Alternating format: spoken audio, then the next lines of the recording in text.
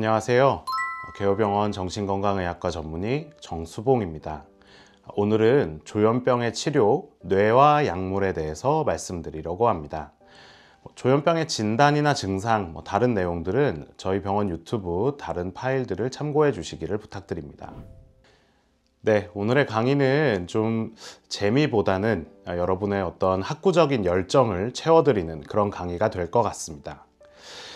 여러분들께서 혹시 신경전달 물질이라는 단어를 들어보셨을까 모르겠습니다. 조현병에서 가장 중요한 신경전달 물질은 뭘까요? 도파민, 세로토닌, 노르에피네프린, 글루타메이트 이런 유명한 신경전달 물질들이 있는데요. 보통 조현병에서는 도파민이 중요하다 이렇게들 많이 얘기를 하고 있습니다. 세로토닌은 우울증에서 주로 중요하게 다뤄지는데요. 사실 조현병에서 이 네 가지의 신경전달 물질이 모두 관여를 하고 있지만 오늘은 그 중에 도파민에 대해서 조금 더 말씀드리려고 합니다. 그렇다면 조현병에서 도파민은 어떻게 되어 있을까요? 올라가 있을까요? 떨어져 있을까요? 도파민이 어떻게 되면 환청과 망상이 생기느냐라는 질문부터 먼저 시작해 보도록 하겠습니다. 도파민이 올라가면, 그러니까 과활성이 되면 환청과 망상이 생길까요? 떨어지면, 그러니까 저활성이 되면 환청과 망상이 생길까요? 정답은 도파민이 증가되면, 그러니까 과활성되면 환청과 망상이 생긴다, 이렇게 얘기할 수 있습니다. 그래서 도파민이 메소림빅 패스웨이라고 부르는 뇌 경로에 증가되어 있으면 환청과 망상이 생긴다, 이렇게 이해하시면 되겠는데요. 자, 그러면 환청과 망상을 치료하기 위해서는 어떻게 해주면 될까요? 그렇죠. 올라가 있는 도파민을 낮춰주면 환청과 망상이 좋아지겠죠. 그래서 우리가 항정신병 약물이라고 알고 있는 대부분의 조현병 약들은 도파민을 줄이는 걸 첫 번째 목표로 삼고 있습니다. 말씀드렸다시피 메조림빅 패스웨이라는 곳에 도파민이 올라가 있으니까 이 올라간 도파민을 낮춰주면 환청이랑 망상이 좋아지게 됩니다. 자, 그런데 문제는 우리의 뇌에 도파민이 그 메조림빅 패스웨이라는 데 말고도 있다는 겁니다.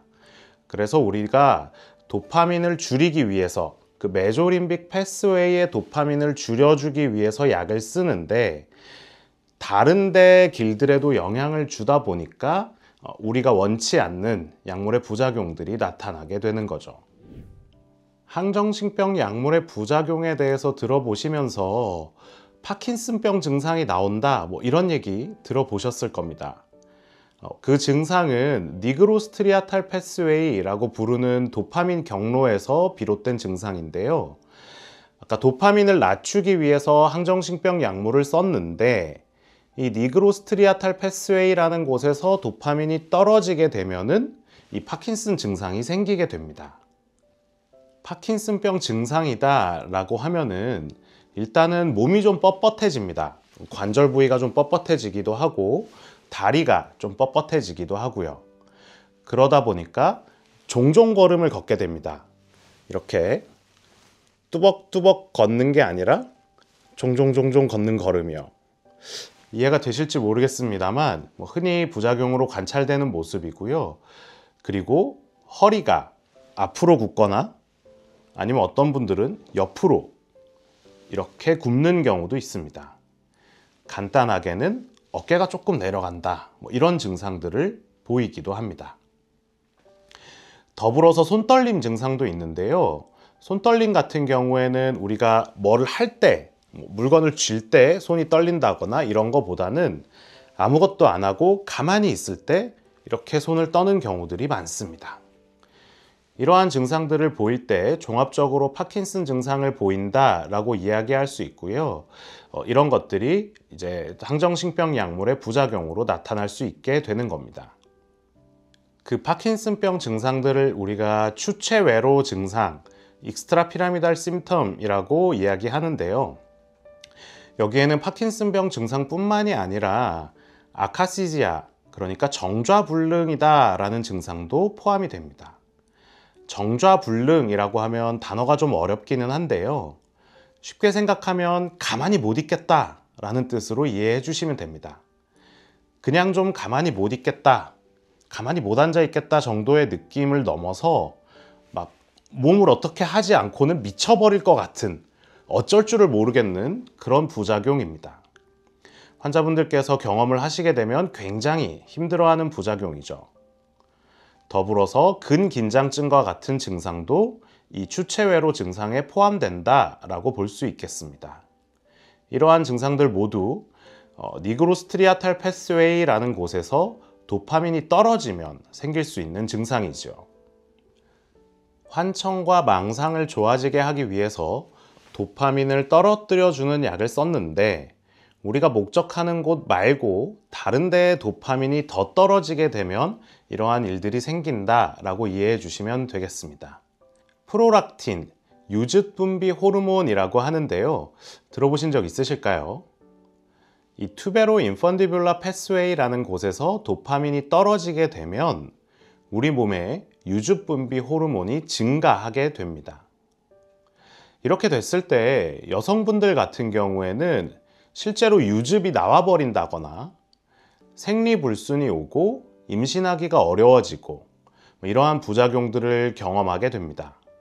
성욕도 감소하고요, 두통도 흔하게 올 수 있습니다.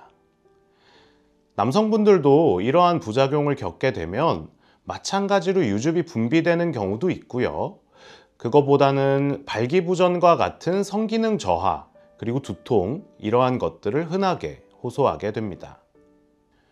그러면 그럼 누구나 이런 부작용을 겪는 거 아닌가요? 누구는 겪고 누구는 안 겪던데요? 라는 궁금증이 생기게 됩니다. 이걸 해결하기 위해서는 조현병 치료제의 역사에 대해서 조금 말씀을 드리면 이해가 편하실 겁니다. 세계에서 처음으로 개발된 조현병 치료제 들어보신 적 있을까요? 세파민, 혹은 클로르프로마진이라고 부르는 약입니다. 조현병 치료제는 언제부터 개발이 되었을까요? 또 누가 개발을 했을까요? 지금 사진으로 보고 계신 이분이 이제 조현병 치료제를 개발하신 분인데요. 의사입니다, 의사. 항히스타민제를 마취를 하는데 보조요법으로 쓰기 위해서 개발을 하다가 발견된 약이 클로르프로마진입니다. 이렇게 개발된 클로르프로마진이라는 약이 1950년대부터 조현병 치료제로 쓰이기 시작합니다. 지금도 쓰고 있는 약입니다. 저희 병원에도 들어와 있고요. 검색을 해보시면 딸꾹질 치료제다 이런 말도 있는 그런 약입니다. 이 클로르프로마진을 시작으로 할로페리돌, 페르페나진과 같은 항정신병 약물들이 나오는데요. 이러한 약들을 정형 항정신병 약물이다 라고 부릅니다. 이 약들은 아까 말씀드린 그러한 부작용들이 꽤 심하게 나오는 약들이고요. 과거에는 이 부작용이 나와야 치료가 되는 거다라는 말까지도 있었다고 합니다. 자, 그렇게 부작용이 나오는 게 당연한 약들을 쓰다가 그대로 내버려 둘 수 없었겠죠. 그래서 클로자핀이라는 약을 시작으로 비정형 항정신병 약물이라고 부르는 약들이 나오기 시작합니다. 처음에 제가 말씀드릴 때 조현병에서 도파민이 중요하지만 세로토닌과 같은 다른 신경전달 물질도 관여를 한다라고 말씀을 드렸었는데요. 이 비정형 항정신병 약물들은 세로토닌을 이용해서 혹은 각자 다른 기전을 가지고 부작용을 줄이기 위해 개발된 약들입니다. 아마 여러분들께서 혹은 여러분들의 가족분들께서 드시고 있는 약은 대부분 정형 항정신병 약물보다는 비정형 항정신병 약물이 훨씬 더 많으실 겁니다. 그렇기 때문에 부작용도 좀 덜하고 그리고 각자의 반응도 좀 다르고 이런 상황이다 라고 이해해 주시면 되겠습니다. 자, 그렇게 우리 뇌에서 도파민을 줄여주면 환청 망상은 좋아지는데 유즙분비 호르몬이 나온다거나 추체외로 증상들이 생길 수가 있겠고요. 반대로 도파민이 많아진다면 환청이랑 망상이 더 심해질 수밖에 없겠죠. 자, 그러면 우리 뇌의 어떤 부위는, 도파민이 많은 부위는 도파민을 좀 줄여주고 도파민이 적은 부위는 도파민을 좀 올려주고 이렇게 할 수는 없을까? 그러한 조절 목적으로 나온 약이 이제 아리피프라졸이라고 부르는 약도 있습니다. 이렇게 다양한 종류의 항정신병 약물들이 나와 있다 보니 어떤 약물을 어떻게 선택할 건가, 그것이 이제 저희 정신과 전문의들이 하는 역할이다 라고 봐주시면 되겠습니다. 약물에 대해서 간략하게 이렇게 말씀을 드리지만 중요한 것은 주치의 선생님과 상의하는 것이라는 것 꼭 잊지 않아 주셨으면 좋겠습니다. 지금까지 조현병의 환청망상과 도파민에 대한 얘기를 좀 드린 셈인데요. 혹시 조현병의 음성 증상이 있다, 이런 얘기들 들어보신 적 있으십니까? 아마 지금까지 이 동영상을 찾아올 정도의 노력이시라면 들어보신 적은 있으실 것 같습니다. 이 음성 증상이라는 것이 보이스 심텀, 이렇게 소리가 관련된 증상이 아니라 영어로 하자면 네거티브 심텀이라고 부르는 증상입니다.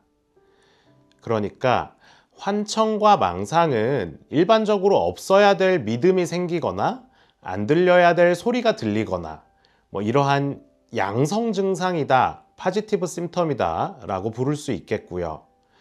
음성 증상이다 라고 하면은 일반적으로 가지고 있어야 될 의욕, 표정, 감동, 감정, 이러한 것들이 없어지는 그런 증상이다 라고 봐주시면 되겠습니다.